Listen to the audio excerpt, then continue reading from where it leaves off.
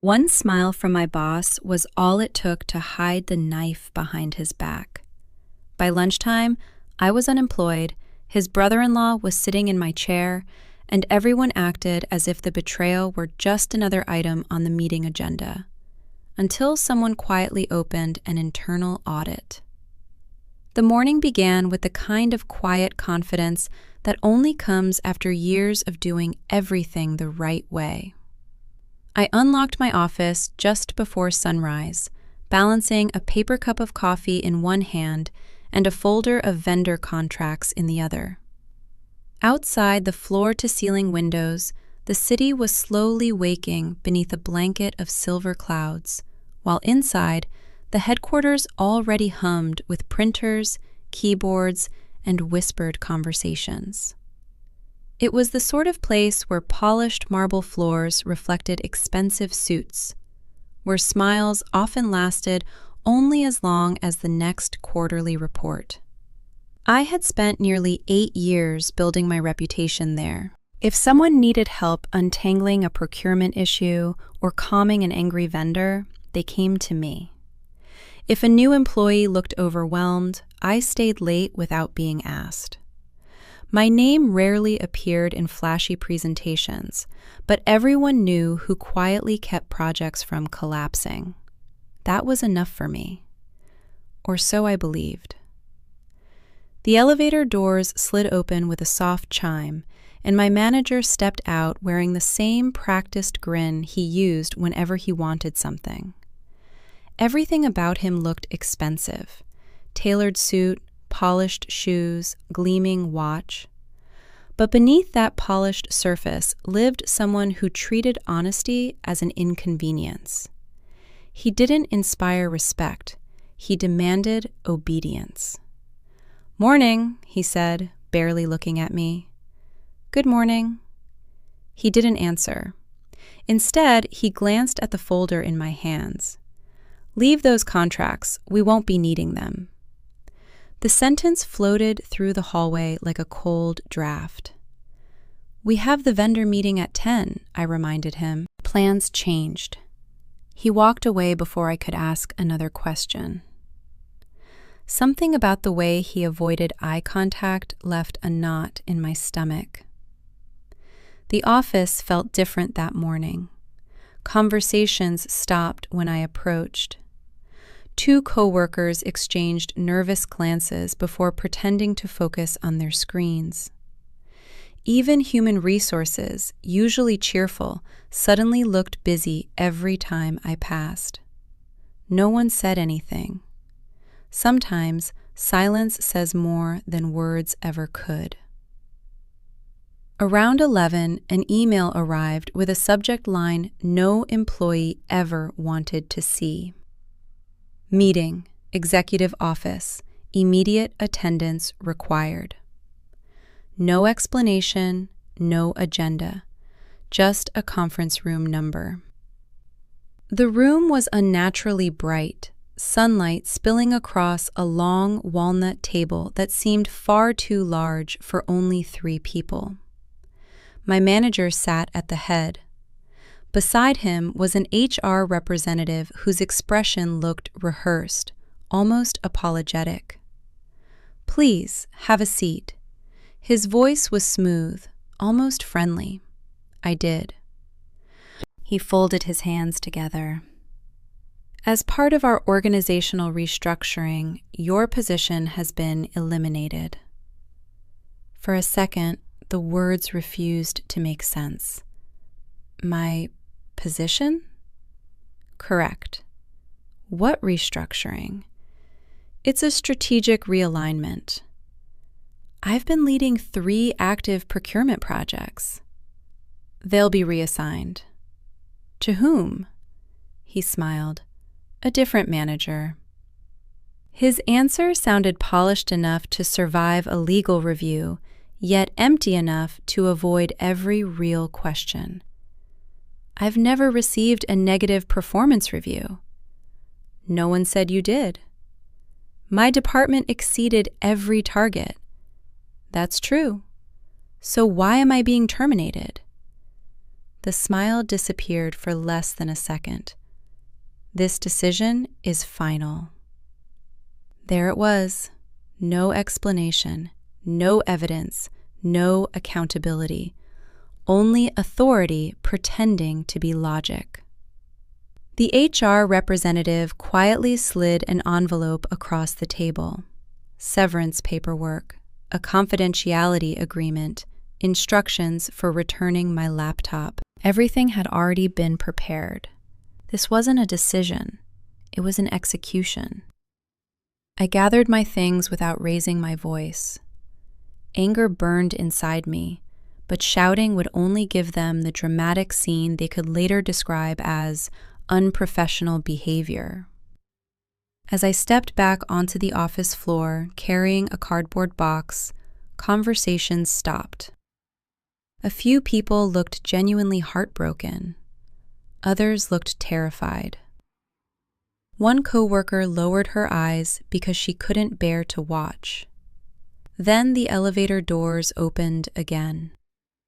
A man I'd never seen before walked confidently into the department wearing an expensive suit that still carried the crisp folds of brand new fabric.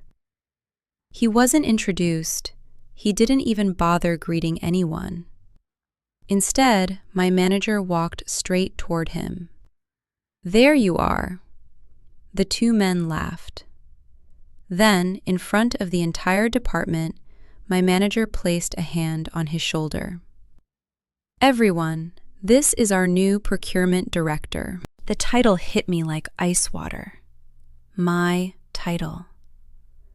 The stranger didn't ask where to sit. He walked directly into my office. He placed his leather briefcase on my desk. My family photos, my notebooks, my coffee mug, still there. Without hesitation, he picked up my framed photograph and casually set it inside the cardboard box I was holding. "Hope you don't mind," he said with an amused smile. "I'll be needing the space." The room became so quiet I could hear the air conditioning. Then someone whispered behind me, "I thought that was his brother-in-law." The whisper wasn't meant for me, but I heard every word. And judging by the sudden panic on my manager's face, he heard it too. If that rumor was true, today's restructuring wasn't restructuring at all. It was something far more dangerous. You won't believe how quickly one careless whisper began unraveling everything they thought they had buried. The elevator doors closed behind me with a quiet hiss, sealing off 8 years of my life as if they had never happened. The cardboard box in my hands wasn't heavy, but it felt like it carried every late night, every canceled vacation, every weekend spent fixing someone else's mistakes before Monday morning. Rain had started falling. Not the dramatic kind that floods streets, but a steady gray curtain that blurred the mirrored glass of the building behind me. Employees hurried past with umbrellas, avoiding eye contact. A few recognized me, slowed for half a second, then kept walking. In corporate life, kindness often loses to self-preservation. I couldn't blame them. Fear had become part of the company culture long before I was shown the door. I reached my car and sat there without starting the engine. My phone buzzed. Unknown number. Normally, I would have ignored it. Instead, I answered. "Hello?" A hesitant voice whispered, "Please don't say my name." My heartbeat quickened. "I'm calling because what happened today wasn't a restructuring." I figured. It was planned weeks ago. The silence between us grew heavier. "They cleared your calendar before they fired you." I looked back toward the headquarters. They already knew? They knew everything. The caller took a shaky breath. And the new procurement director? I waited. He's the boss's brother-in-law. The words landed like a stone. So the rumors are true. Worse than rumors. How? He wasn't interviewed. What? There wasn't even a job posting. The caller lowered their voice even more. They created the position on paper after deciding to fire you. My grip tightened around the steering wheel. So the decision had nothing to do with performance. No. Budget cuts? No. Restructuring? Another pause. Fake. The line went silent for several seconds before the caller spoke again. Delete this call. Then they hung up. That evening, I spread every document I had kept across my dining room table. Performance reviews, award certificates, emails thanking me for rescuing delayed vendor contracts, annual evaluations. Every single one praised my work. Not one warning, not one disciplinary note, not one complaint. Instead of feeling defeated, something unexpected settled over me. Clarity. The puzzle pieces no longer looked random. They looked arranged. Someone hadn't simply wanted me gone. Someone had needed me gone. The next morning, my phone buzzed again. This time, it was from a former vendor I'd worked with for years. I heard what happened. So, news travels fast. Not this fast. What do you mean? They called us yesterday. Who? Your company. What did they want? They said all future contract approvals would go through the new procurement director. I already knew where this conversation was heading. How did it go? The vendor laughed, not because anything was funny, because they couldn't believe it. He didn't know the contract. He was new. He didn't know the pricing. Maybe he was still learning. He didn't even know which products we supplied. I closed my eyes. The vendor continued. He asked us questions you answered perfectly years ago. Embarrassment wasn't the problem. Incompetence was. Inside headquarters, the atmosphere was already changing. The new director walked through the office with loud confidence, correcting employees who had been doing their jobs for decades. He demanded reports that already existed, canceled meetings without reading the agendas, delayed purchase approvals because he couldn't understand contract language. Employees spent more time fixing his mistakes than completing their own work. My former teammates exchanged worried glances. No one dared challenge him. Everyone knew exactly why he had been hired. No one dared say it out loud. Meanwhile, my former manager became even worse. He strutted through meetings as if he'd personally rescued the company. Every success became his success. Every mistake belonged to someone else. He interrupted experienced employees, mocked questions, dismissed concerns. When one senior analyst quietly mentioned procurement compliance, he leaned back in his chair and smiled. I decide what compliance looks like. The room fell silent. Even those who had supported him looked uncomfortable. Power has a strange way of convincing people they're untouchable. 3 days later, another anonymous message appeared in my inbox. No greeting, no signature, just one sentence. Check the procurement approvals from the last 30 days. Attached was a screenshot. Nothing confidential, nothing illegal by itself. Just a list of approval dates. But one detail immediately stood out. Several vendor contracts had been approved before the restructuring announcement, approved by someone who officially hadn't been hired yet. I stared at the dates. Again. Then again. That wasn't just sloppy paperwork. Someone had access they shouldn't have had. Someone was making executive decisions before becoming an executive. I resisted every temptation to storm back into the office or confront anyone. That would accomplish exactly what they wanted. Instead, I organized every email, every performance review, every timeline, every public announcement. Facts. Only facts. Truth doesn't need raised voices. It only needs evidence. Late Friday afternoon, another former coworker called. This time, their voice sounded genuinely frightened. They're deleting files. What kind of files? Procurement records. Why? I don't know. They're changing approval histories.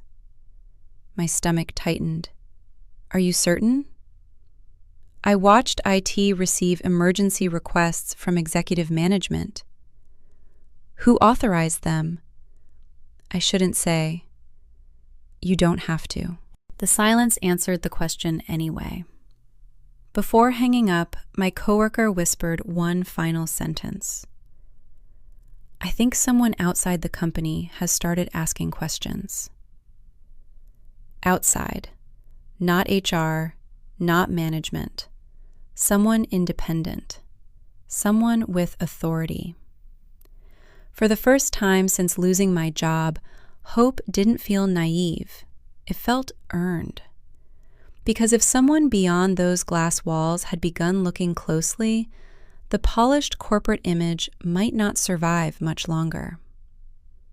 And the next discovery would make pretending this was just restructuring impossible to explain away. Do you think the anonymous employee did the right thing by speaking up? Let me know below, and subscribe so you don't miss what happens when the investigation begins. Monday morning exposed the first cracks. From the street, headquarters still looked untouchable. Glass walls shining under the morning sun, employees arriving with coffee cups and confident smiles. Inside, though, the mood had changed. Conversations ended the moment a manager walked by. People no longer worried about deadlines. They worried about being blamed for someone else's mistake.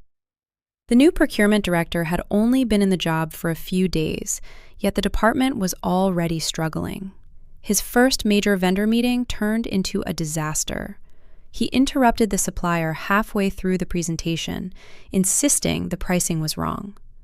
Unfortunately for him, he was reading last year's contract instead of the current one. The vendor politely corrected him. He argued anyway.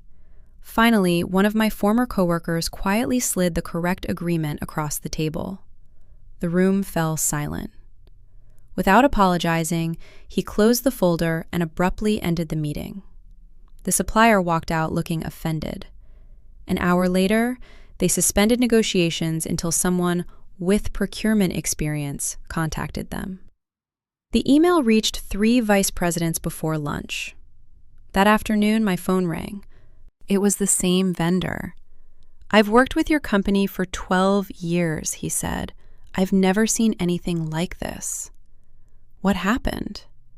He tried to remove 2 competitive bids from the file. I frowned. Did he explain why? He said comparing multiple vendors only slowed the process. That answer made no sense. Competitive bidding wasn't paperwork for appearance's sake. It protected the company from favoritism and inflated prices. What did you do?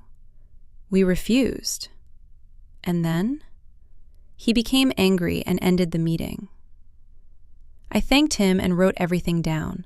One more piece. One more strange decision. The picture was becoming impossible to ignore. Inside headquarters, my former manager was becoming increasingly aggressive. Instead of admitting mistakes, he started looking for someone else to blame.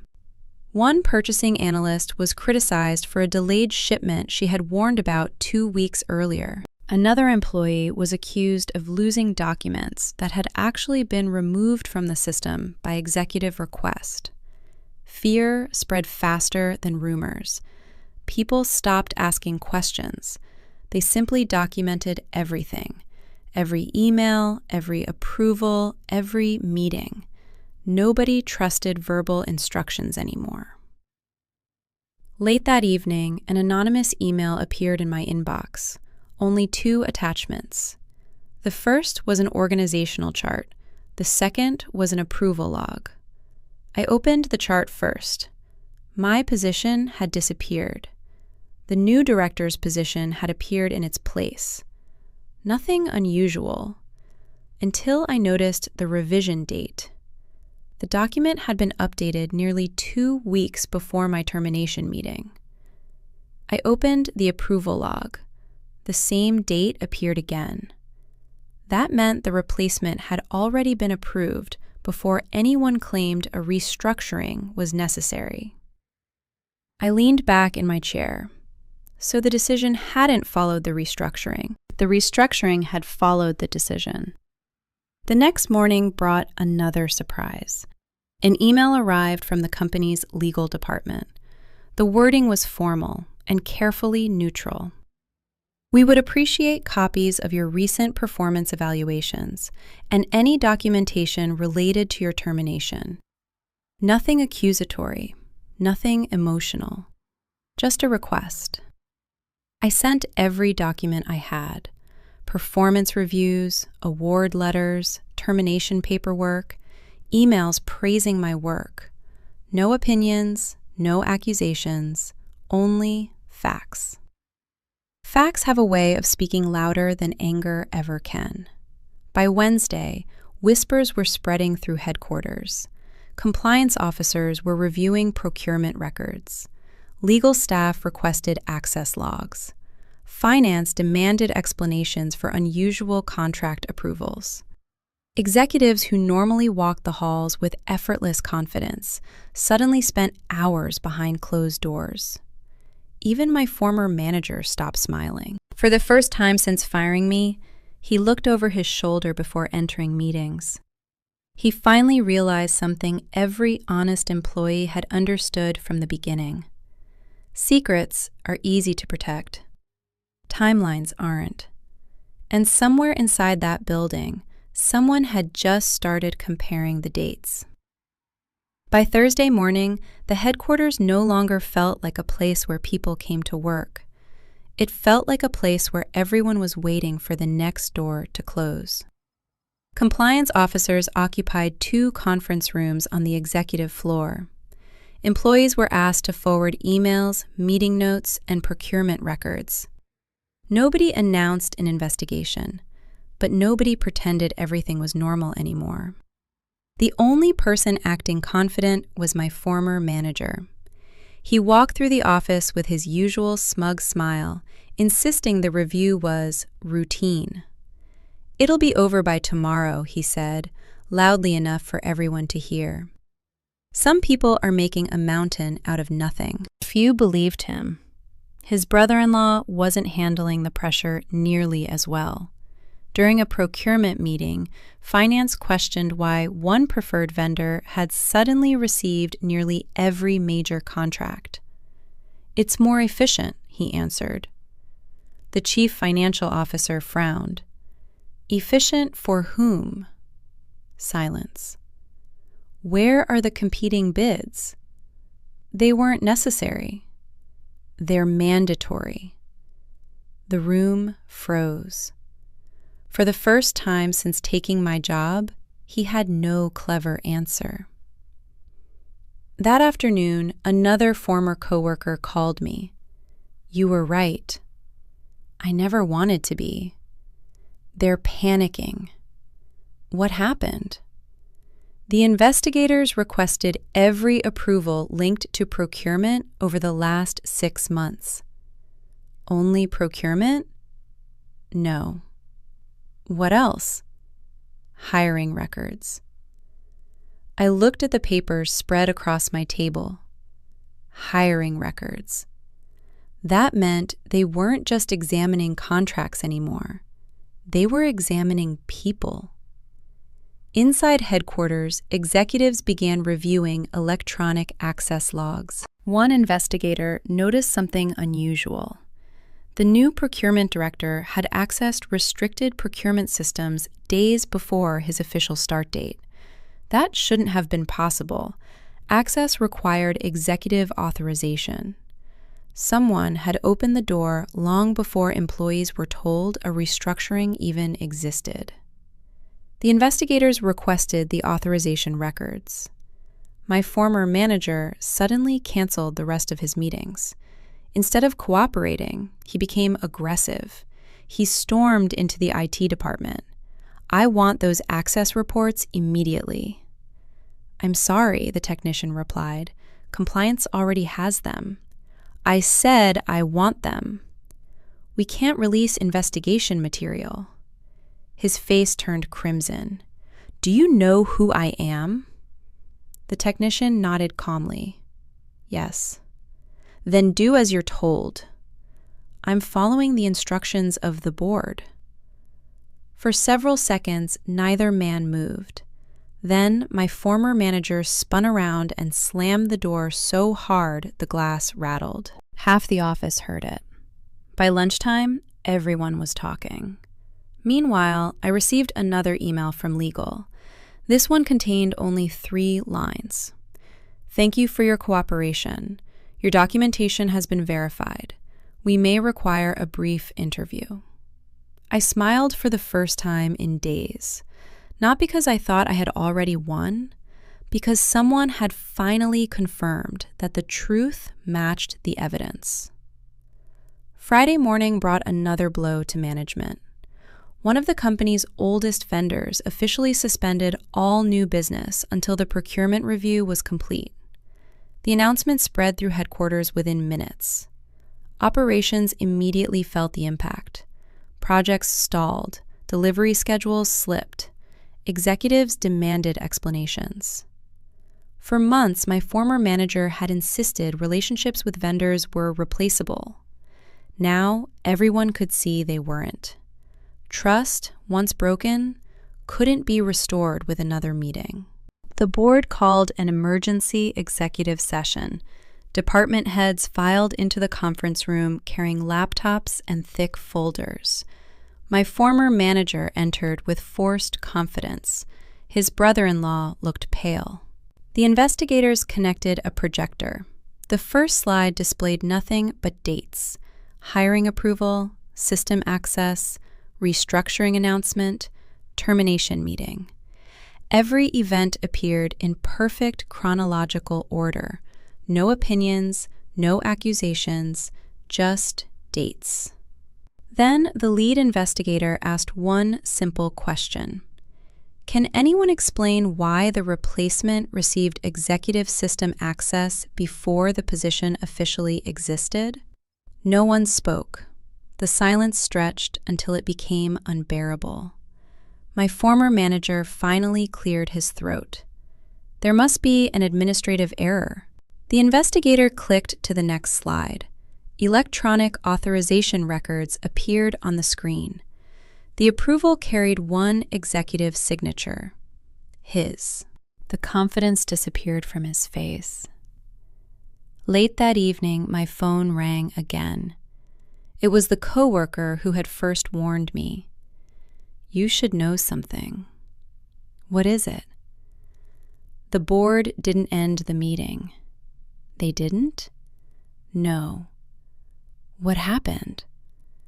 "They told both of them to surrender their company laptops and building access before leaving the executive floor." I closed my eyes. Justice hadn't arrived yet. But for the first time, the men who believed they were untouchable had walked out of that building under the watch of security instead of applause. And by Monday morning, the investigation would no longer be asking whether something was wrong. it would be deciding who would answer for it. Monday morning felt different. The headquarters was still standing, the glass still reflected the sunrise, and employees still carried coffee into the lobby. But the confidence that had once filled the building was gone. Conversations were cautious. Every executive door remained closed. No one knew exactly what the board had decided. Everyone knew something had changed. By 9 o'clock, an email marked company-wide announcement appeared in every inbox. Employees stopped working. They opened it together. The message was brief. Effective immediately, the procurement director has been relieved of all duties, pending the outcome of the board investigation. A second sentence followed.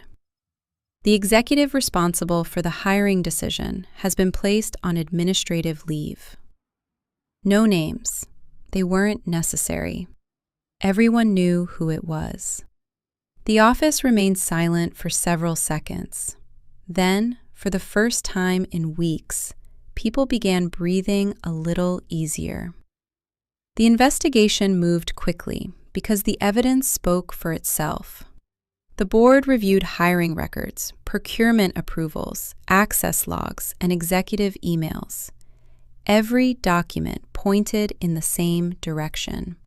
The restructuring had been created to justify a decision that had already been made. The brother-in-law had received privileged access before his employment officially began. Competitive vendor procedures had been bypassed. Mandatory governance rules had been ignored. None of those facts depended on opinions. They were written into the company's own records. 2 days later, I was invited back to headquarters. Walking through the lobby felt strange. Only a week earlier, I had left carrying a cardboard box. Now the receptionist greeted me with a warm smile. Several former coworkers quietly wished me luck as I passed. One even whispered, "We never stopped believing you."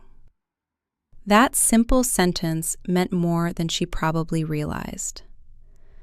The interview with the board lasted less than an hour. They didn't ask me to accuse anyone. They didn't ask how angry I felt.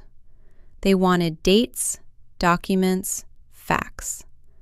I answered every question honestly.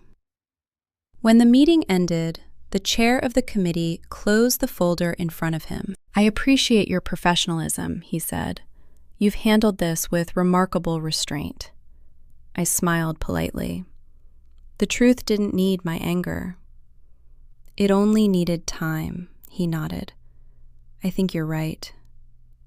Friday afternoon brought the final decision. Another company-wide announcement arrived. This one included names. My former manager's employment had been terminated for executive misconduct, conflict of interest, and serious violations of corporate governance. His brother-in-law had also been dismissed. The board confirmed that procurement procedures had been intentionally bypassed and that the restructuring used to justify my dismissal had not followed company policy. An independent review also concluded that my termination had been wrongful.